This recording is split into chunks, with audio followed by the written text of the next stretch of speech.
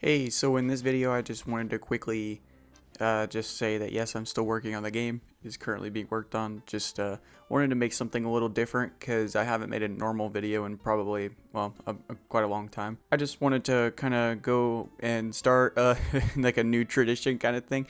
We have 4 days until Elden Ring Nightreign releases, and I just wanted to say how genuinely excited I am because, well, last time when Elden Ring released, I played a lot of it. Dark Souls 3, same way. I played a little bit of Dark Souls 1. It was alright.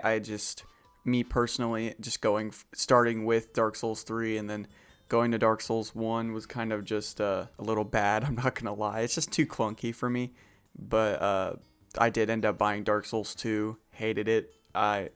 If you it, Now this is just my personal thing. Like if you played Dark Souls 1 and like just walked around in Dark Souls 2 even for a minute, I'm pretty sure you'd start to feel the difference between the two, and the movement for me was just way clunkier than Dark Souls 1. It just didn't feel right.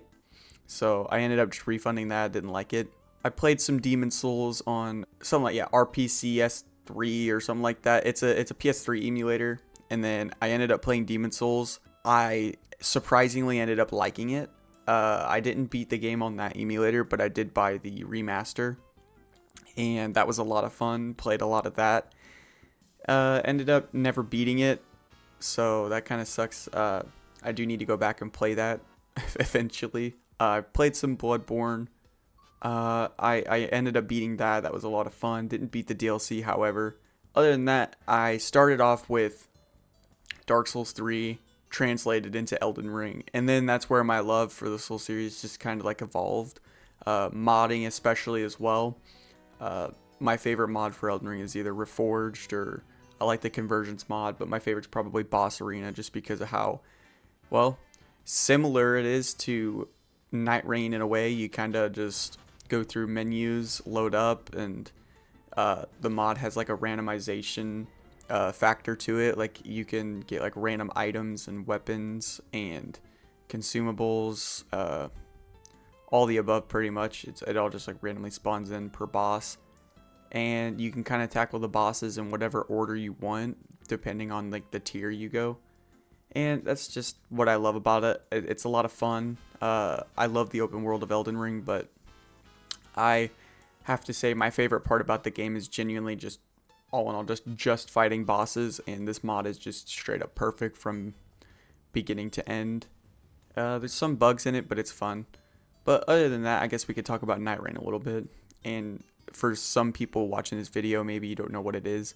It's like a 3-player co-op game. It can also be played in like single player, and you pretty much just go from starting in, it's like a 3-day cycle, and your goal is to like kill a bunch of enemies, grab loot, upgrade that equipment you get, and upgrading your heals. And the main goal of each day is to survive fighting the, well, I think they're called Night Lords, I think.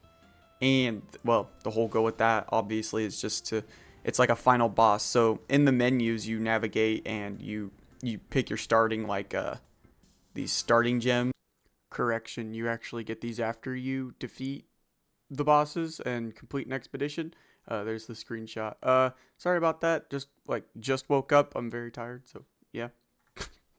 Or whatever, and you use those to kind of just buff yourself, and hopefully you get like a weapon or two of like a. You'll select one of 8 bosses to fight. One of 8 Night Lords, and each one is like different in their own way. And they're from what it looks like, they look fairly challenging, but that's a whole other thing.